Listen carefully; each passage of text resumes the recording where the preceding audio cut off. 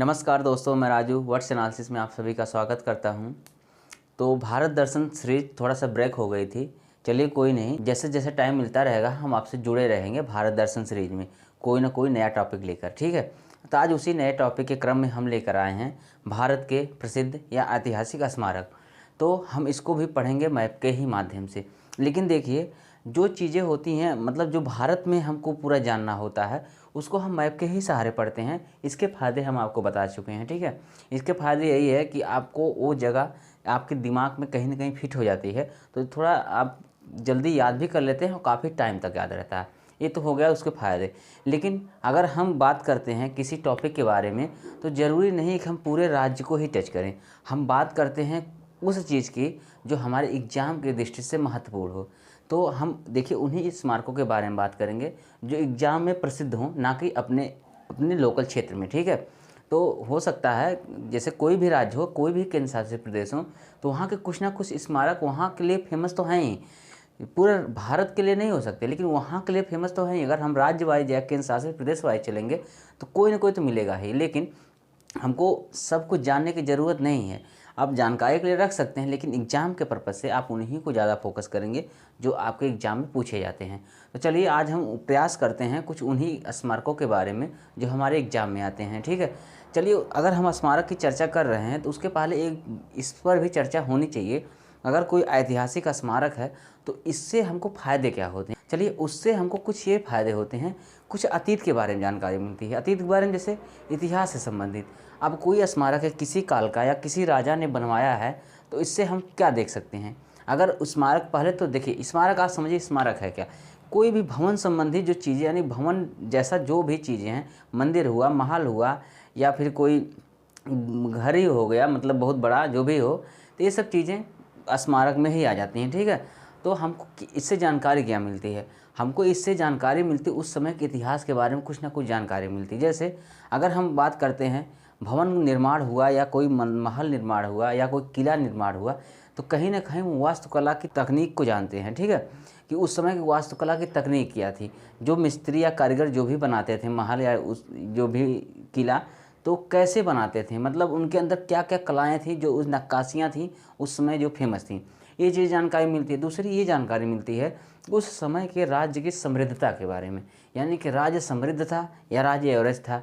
तो अगर देखिए, अगर अच्छा खासा बना है कोई स्मारक, यानी काफ़ी महंगा, यानी काफ़ी पैसा वो लगा के उसमें बना है, तो कह सकते हैं वो राज्य उस समय कहीं ना कहीं वो समृद्ध था।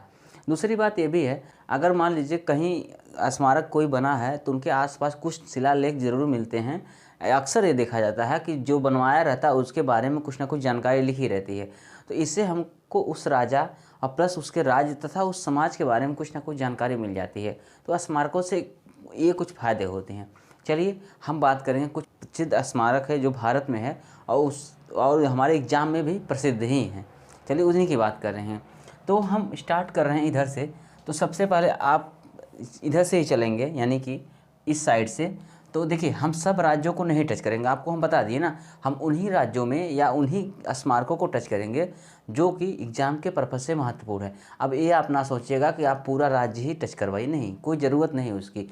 चलिए हम जो इम्पोर्टेंट है उनको करवाते हैं। जैसे यहाँ पर एक राज्य है पंजाब, आप लोगों को पता है पंजाब में है एक स्वर्ण मंदिर। स्वर्ण मंदिर क्या है? स्वर्ण मंदिर जो सिखों का बहुत ही पवित्र स्थान है, यानी कि वहाँ सिख लोग जाते हैं श्रद्धालु बन के। ठीक है, और दूसरी बात, आजकल श्रद्धा भाव से जाते हैं। ये सब चीज़ें पर्यटक के लिए भी काम आती हैं, मतलब बहुत दूर दूर से घूमने के लिए लोग भी जाते हैं, क्योंकि ऐसा नहीं कि वहाँ सिख धर्म के ही लोग जाते हैं, अदर धर्म के भी जाते हैं। तो कहीं ना कहीं वो पर्यटक के रूप में जाते हैं वहाँ पर। तो चलिए हम बात करते हैं स्वर्ण मंदिर के बारे में। तो कुछ बता दें स्वर्ण मंदिर के बारे में आप लोगों को, कि स्वर्ण मंदिर का निर्माण सिखों के 5वें गुरु अर्जुन देव ने करवाया था। ठीक है, और जो इस पे ऊपर छत पे सोने की जो परत चढ़ाई गई है वो महाराजा रणजीत सिंह ने चढ़वाई थी। चलिए हम लिख रहे हैं कि स्वर्ण मंदिर,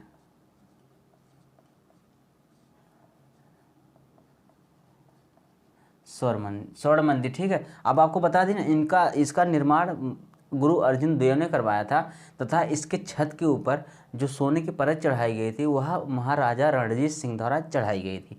आगे हम बढ़ते हैं, आगे है राजस्थान में। देखिए राजस्थान में बहुत ही प्रसिद्ध कई किले हैं, ठीक है, महल हैं, उनके बारे में हम चर्चा करें। चलिए हम कुछ लिख लेते हैं, जैसे कुंभलगढ़ का किला, कुंभलगढ़ का किला, Udaipur city palace, Udaipur city palace,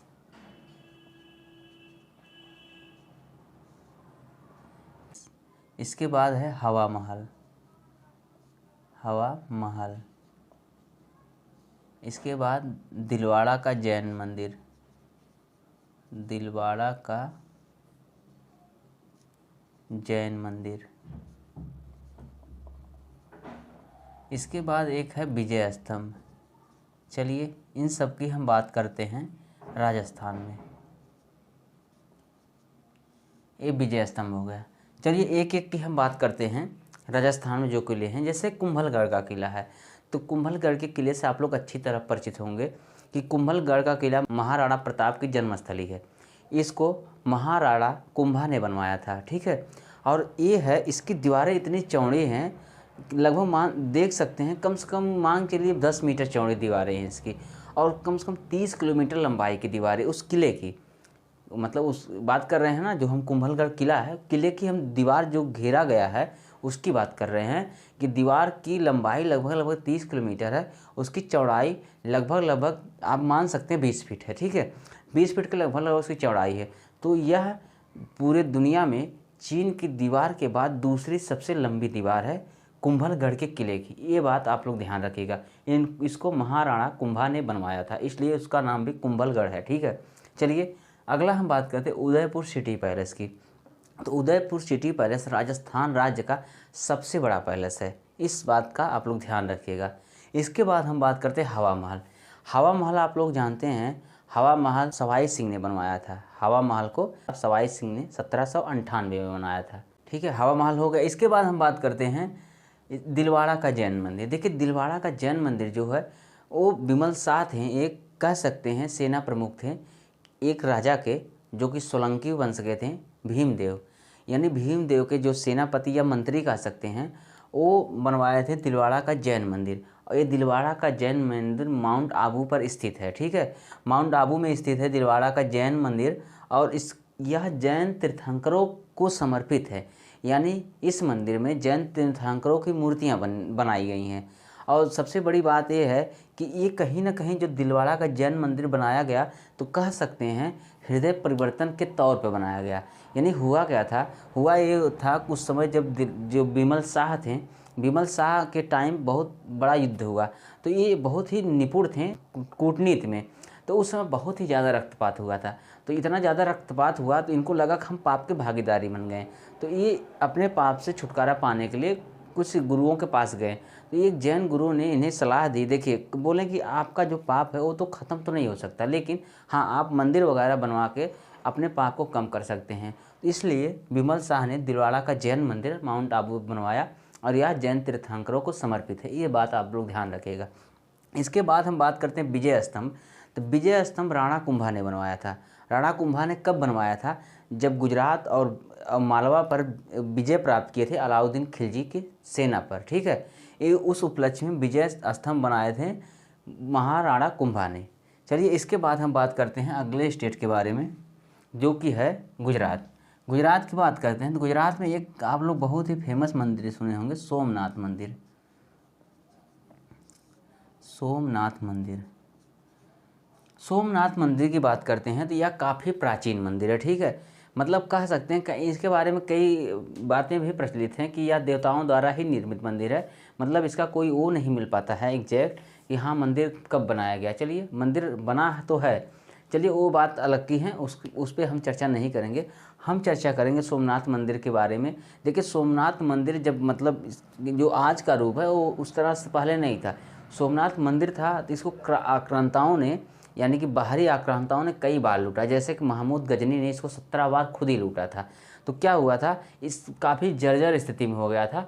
इसका आधुनिक रूप सरदार वल्लभ भाई पटेल ने दिया था, जो कि सोमनाथ ट्रस्ट के अध्यक्ष भी रह चुके थे। जैसे कि इस समय है प्रधानमंत्री नरेंद्र मोदी जी सोमनाथ ट्रस्ट के अध्यक्ष हैं, उसी तरह कभी वल्लभ भाई पटेल थे, जो कि सोमनाथ मंदिर का आधुनिक रूप दिए हैं। ठीक है, ये है सोमनाथ मंदिर, जो कि गुजरात में है, काफ़ी फेमस है। इसके बाद हम बात करते हैं महाराष्ट्र की। तो महाराष्ट्र में कुछ चीज़ें फेमस है। चलिए हम महाराष्ट्र की बात कर रहे हैं, तो महाराष्ट्र में क्या क्या फेमस है, जैसे एलोरा की गुफाएँ, अजंता की गुफाएँ, एलोरा की गुफाएँ। इसके बाद क्या है, gateway of India, gateway of India, Chhatrapati Shivaji terminal, Chhatrapati Shivaji terminal.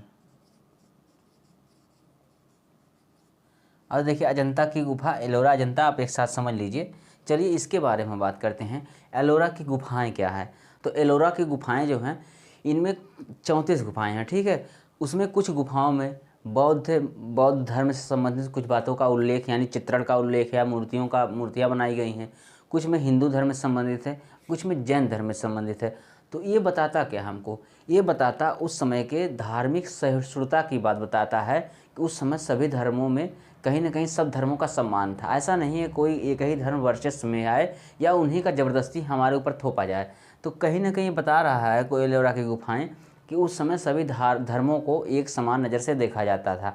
जिसका जो मर्जी वो अपना धर्म मान सकता था, और सब अपने अपने धर्म का, जैसे आज भी स्वतंत्र तो है ही, लेकिन कहीं ना कहीं ये उस समय की तब की बात है जब धर्म की लड़ाइयाँ अक्सर हुआ करते थे। उस टाइम में धार्मिक सहिष्णुता की भावनाएं दिखाता है एलोरा की गुफाएं। इसके बाद हम बात करते हैं गेटवे ऑफ इंडिया। तो गेटवे ऑफ इंडिया मुंबई में अरब सागर के किनारे एक द्वार है। ठीक है, जो कि जिसकी ऊंचाई 26 मीटर है। ये बनाया क्यों गया था, ये बनाया गया था जब जॉर्ज पंचम अपनी पत्नी मतलब मैरी के साथ इंडिया आए थे, उन्हीं की याद में बनाया गया था गेटवे ऑफ इंडिया, जो कि अरब सागर के किनारे पर स्थित है। इसके बाद बात करते हैं छत्रपति शिवाजी टर्मिनल। तो छत्रपति शिवाजी टर्मिनल जो है महारानी विक्टोरिया के स्वर्ण जयंती के अवसर पर 1887 में बनाया गया है। तो और सबसे बड़ी बात है कि यह भारत के सबसे व्यस्ततम रेलवे स्टेशनों में से एक है। चलिए आप लोग इसको अगर कभी गए होंगे तो आप लोग ज़रूर देखे होंगे छत्रपति शिवाजी टर्मिनल को। चलिए इसके बाद हम बात करते हैं कुछ, देखिए हर एक राज्य को बताएं, हम टच नहीं करेंगे हर एक राज्य को, जो हमको इम्पोर्टेंट लगेगा वहाँ टच करेंगे।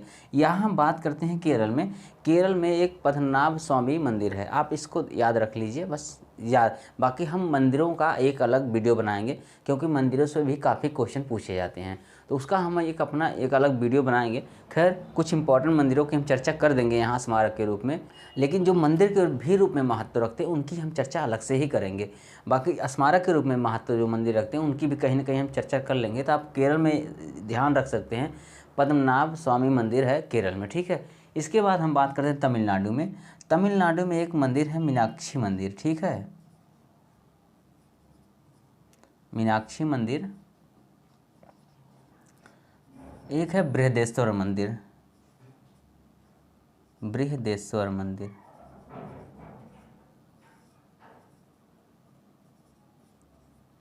तो मीनाक्षी मंदिर के बारे में बता दें आपको, यह मंदिर माता पार्वती को समर्पित है और इस मंदिर में लगभग 30,000 से अधिक मूर्तियां रखी गई हैं। काफ़ी ऊंचा मंदिर है जो कि द्रविड़ शैली में बनाया गया। ठीक है, बात करते हैं बृहदेश्वर मंदिर की। तो यह भगवान शिव को समर्पित है और इसको राजा चोल प्रथम ने बनवाया था। चलिए आगे हम बात करते हैं। आगे देखिए, अब आपसे बोले ना, हम अब बात करते हैं जो इधर ज़्यादा बचे हुए मंदिर हैं। जैसे कि अगर हम बात करते हैं, यहाँ है दिल्ली। दिल्ली की पहले चलिए दिल्ली की ही बात कर लेते हैं। तो दिल्ली में कई मतलब स्मारक फेमस हैं, क्योंकि आपको पता ही है कि दिल्ली ही एक शासन का केंद्र रहा है। मुगल काल, सल्तनत काल, इन सब का केंद्र रहा है दिल्ली। तो जो शासन होता था दिल्ली से ही होता था। तो इस वजह से दिल्ली के आसपास क्षेत्र में या दिल्ली में काफ़ी स्मारक बनाए गए हैं। कुछ स्मारक प्रसिद्ध हैं दिल्ली में, हम लिखते हैं फिर उसके बारे में बात करते हैं। जैसे कि लाल किला हो गया दिल्ली का, लाल किला। फिर कुतुब मीनार, कुतुब मीनार। फिर हो गया जंतर मंतर, जंतर मंतर। फिर लोटस टेम्पल या कमल मंदिर बोलते हैं, कमल मंदिर। ये हो गया लाल किला, कुतुब मीनार। फिर एक है जामा मस्जिद, ठीक है, जामा मस्जिद। चलिए सबके बारे में थोड़ा थोड़ा चर्चा करते हैं। लाल किला के बारे में चर्चा करते हैं। तो लाल किला का निर्माण मुग़ल सम्राट शाहजहाँ ने करवाया था, ठीक है। यह लाल बलुआ पत्थर से बनाया गया है, जिसकी वजह से लाल दिखता है, और यह लाल दिखने की वजह से ही लाल किला के नाम से फेमस हुआ, ठीक है। देखिए एक लाल किला आगरा में भी है, उसके बारे में भी चर्चा करेंगे। लेकिन अगर हम लाल किला की बात करते हैं तो हमको हमारे दिमाग में दिल्ली वाला ही आता है, क्योंकि ये ज़्यादा फेमस है। वो अब उसको हम अकबर का किला बाद में बोल देते हैं, लेकिन ठीक है, अभी आप ध्यान रखिएगा ये लाल किला है जो कि दिल्ली में है। इसके बाद बात करते हैं कुतुब मीनार की। तो कुतुब मीनार जो बनाया था कुतुबुद्दीन ऐबक ने बनाया था। क्या इसकी नींव रखा था, लेकिन बनवाने से पहले ये मर गया है। इसके बाद इसका पूरा काम इल्तुतमिश ने करवाया था। और कुतुब मीनार जो बना था कुतुबुद्दीन ऐबक के नाम पे नहीं बना था, इस बात का आप लोग ध्यान रखिएगा। एक कुतुबुद्दीन बख्तियार काकी एक संत थे, सूफी संत थे, उन्हीं के नाम पर कुतुबुद्दीन यानी कुतुब मीनार बना था। और यह कुतुबुद्दीन ऐबक जो उनका काफ़ी बड़ा प्रशंसक कह सकते हैं, या उनका जो कह सकते हैं ना, उनको काफ़ी मानता था। तो यानी उनमें ज़्यादा उसका भाव था कि कहीं ना कहीं उनको संत के रूप में बहुत दिल से स्वीकारता था। उन्हीं के लिए एक कुतुब मीनार उन्हीं के नाम पे बनवाया था। दरअसल उसका नाम मिलता जुलता कुतुबुद्दीन ऐबक या कुतुब मीनार से, तो काफ़ी लोग ये समझते हैं कुतुबुद्दीन ऐबक अपने नाम पे बनवाया था, नहीं, वो कुतुबुद्दीन बख्तियार काकी एक सूफी संत थे, उनके नाम पे कुतुब मीनार बनवाया था।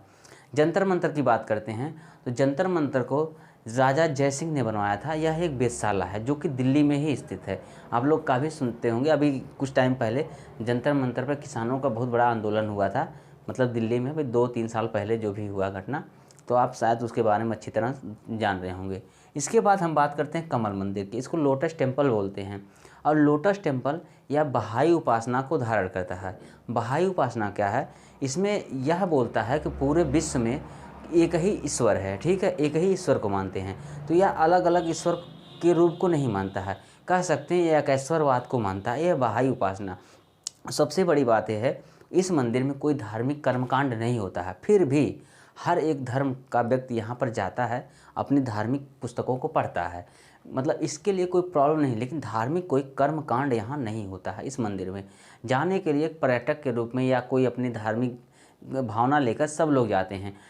सबको अपना अपना वहाँ कुछ ना कुछ धार्मिक चीज़ें दिखती हैं, तो इससे आप वहाँ जाते हैं, लेकिन वहाँ धार्मिक कर्मकांड कोई नहीं होता, इस बात का आप ध्यान रखिएगा। चलिए बात करते हैं जामा मस्जिद की। तो जामा मस्जिद जो है पूरे भारत की सबसे बड़ी मस्जिद है, जो कि दिल्ली में है। अब बनवाया कौन था, इसको भी बनवाया था शाहजहाँ ने, ठीक है। एक जामा मस्जिद आगरा में भी शायद है, जिसको बनवाया था औरंगजेब ने। तो आप अभी ध्यान रखिए इसको कि ये जामा मस्जिद जो है दिल्ली में, इसको बनवाया था शाहजहाँ, और यह भारत की सबसे बड़ी मस्जिद है, ठीक है। चलिए एक चीज़ छूट रहा है हमसे, वो है क्या है, यहाँ गोवा में बात करते हैं। गोवा में, चलिए यहाँ गोवा मान लेते हैं। एक गोवा में क्या है, एक चर्च है। चर्च का नाम क्या है, saint cathedral church, saint cathedral church. इस चर्च की खासियत क्या है, इस चर्च की खासियत ये है कि पूरे एशिया में सबसे बड़ा चर्च गोवा में है, जिसका नाम सेंट कैथेड्रल चर्च है, ठीक है। इसको आप ध्यान रखिएगा। चलिए इसके बाद हम बात करते हैं कुछ छूटे हुए राज्य, जैसे छूटे मतलब छूटने के लिए काफ़ी छूटे, लेकिन हमारे हिसाब से छूटे जो हम पढ़ाना चाह रहे हैं या फिर जो इम्पोर्टेंट है। देखिए ये आप ध्यान रखिएगा, ये दिल्ली के सारे हैं, ठीक है, ये हैं दिल्ली के, दिल्ली के ये चीज़ें हैं। बात करते हैं इसी में बात करते हैं कुछ मध्य प्रदेश के भी छूटे हैं, लेकिन उससे पहले हम बात करेंगे उत्तर प्रदेश में।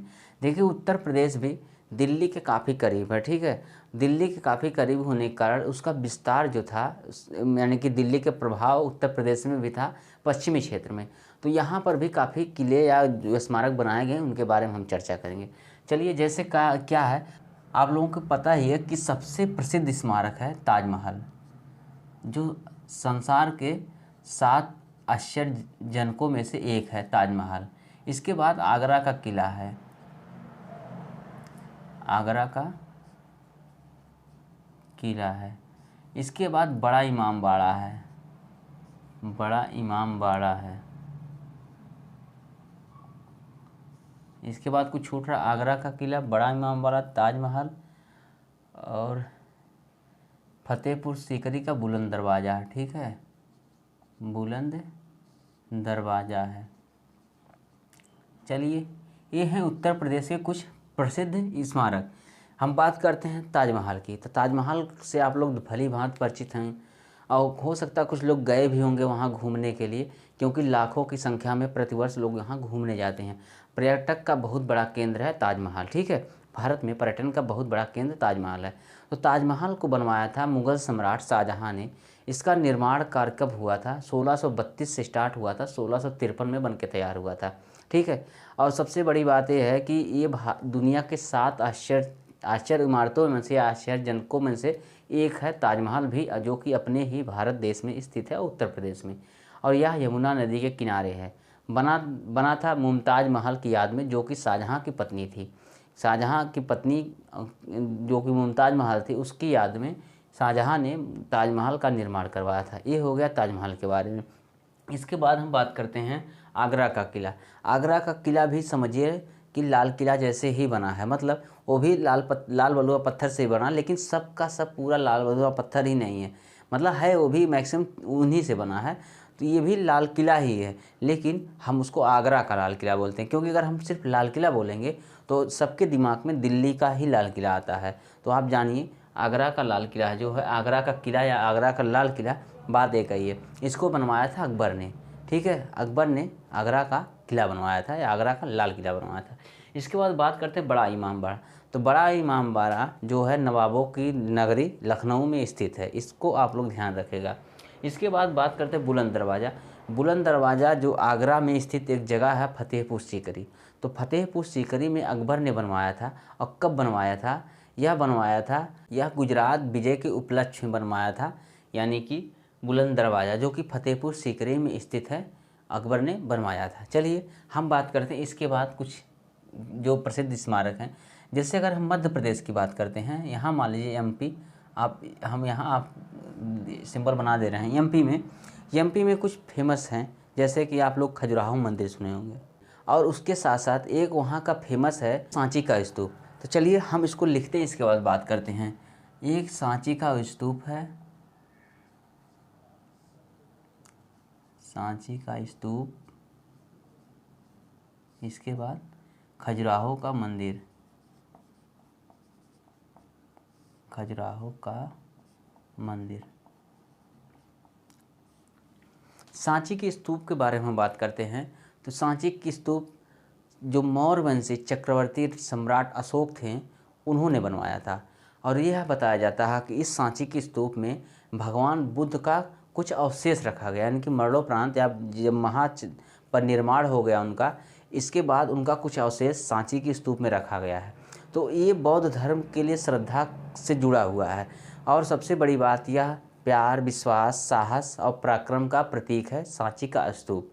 और सांची के स्तूप मतलब काफ़ी इसका अपना भी इतिहास है स्तूपों का, ये आप लोग पढ़ेंगे तो जानेंगे स्तूपों का महत्व क्या है बौद्ध धर्म में। ठीक है, चलिए इसके बाद हम बात करते हैं खजुराहो का मंदिर। तो खजुराहो का मंदिर मध्य प्रदेश में, हाँ, सांची का स्तूप जो बताएं ये भी मध्य प्रदेश में स्थित है, आप लोग इसको जान लीजिए। ठीक है, ध्यान रखिएगा, मध्य प्रदेश में स्थित है।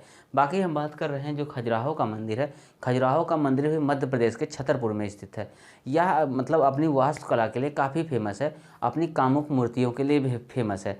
शायद आप लोग इसके बारे में जानते होंगे, नहीं जानते हैं तो आप इसके बारे में डिटेल जान सकते हैं, लेकिन अभी हमारा मकसद डिटेल नहीं बताना है, कुछ उसके बारे में कुछ पॉइंट आप मेन बताना है। मेन मकसद यही है कि जो प्रसिद्ध स्मारक हैं उसके बारे में चर्चा करना। चलिए खजुराहो का मंदिर हो गया। इसके बाद हम बात करते हैं यहाँ एक उड़ीसा है। ठीक है, उड़ीसा में कोणार्क मंदिर है, कोणार्क मंदिर है। और कोणार्क मंदिर आप लोगों को पता है ये बनवाया था गंग वंश के नरसिंह देव प्रथम ने, और इसमें सूर्य भगवान को रथ खींचते हुए चित्र का अंकन किया गया है। ठीक है, ये है कोणार्क का सूर्य मंदिर या कोणार्क ब्लैक पैगोडा भी इसको बोलते हैं, सूर्य मंदिर भी बोलते हैं या कोणार्क का मंदिर बोलते हैं। ठीक है, ये हो गया उड़ीसा में स्थित है कोणार्क मंदिर। इसके बाद तो शायद चलिए एक आप याद कर सकते हैं, अरुणाचल प्रदेश में एक तवांग मठ है। ठीक है, चलिए हम इसको ले दे रहे हैं, तवांग मठ है अरुणाचल प्रदेश में, ठीक है। तो ये भी फेमस है, अरुणाचल प्रदेश में काफ़ी फेमस है मठ है तवांग मठ। इसके बाद तो शायद ही, हाँ एक चलिए हम बात करते हैं कोलकाता पश्चिम बंगाल की। तो पश्चिम बंगाल में एक विक्टोरिया मेमोरियल है, विक्टोरिया मेमोरियल है, मेमोरियल। तो विक्टोरिया मेमोरियल की क्या कहानी है, यह शाही भवन है, समझ लीजिए। शाही भवन है नहीं, शाही भवन था, लेकिन 1921 में यह आम जनता के लिए खोल दिया गया था। इसके पहले वहाँ आम जनता नहीं जा सकती थी। ब्रिटिश नागरिक या ब्रिटिश अधिकारी थे, या जो मेन उसका उच्च पद पे रहने वाले शाही परिवार के लोग, वहाँ उनका निवास था। आज भी उनकी मूर्तियाँ, लघु चित्रण उस महल में, यानी कि विक्टोरिया मेमोरियल में अभी भी अंकित हैं या पड़े हैं। अब जान लीजिए, यह कोलकाता का बहुत ही पर्यटन के लिए बहुत ही आकर्षण का केंद्र है विक्टोरिया मेमोरियल। तो ये जान लीजिए कि आम जनता के लिए 1921 में खोला गया। इसके पहले आम जनता के लिए बंद था। आम जनता के लिए बंद मतलब वहाँ जाने की अनुमति नहीं थी आम जनता को। वहाँ ब्रिटिश अधिकारी ही रहते थे और वही जाते थे। ये हो गया विक्टोरिया मेमोरियल, जो कि स्थित है पश्चिम बंगाल के कोलकाता में। इसके बाद एक चीज़ छूट रहा है यहाँ तेलंगाना में, जो कि हैदराबाद है। तेलंगाना में हैदराबाद आप लोग जान रहे हैं, पहले तो आंध्र प्रदेश तेलंगाना एक ही में थे, तो अभी तो अलग अलग हो गए हैं। तो हैदराबाद में बहुत ही फेमस है चार मीनार।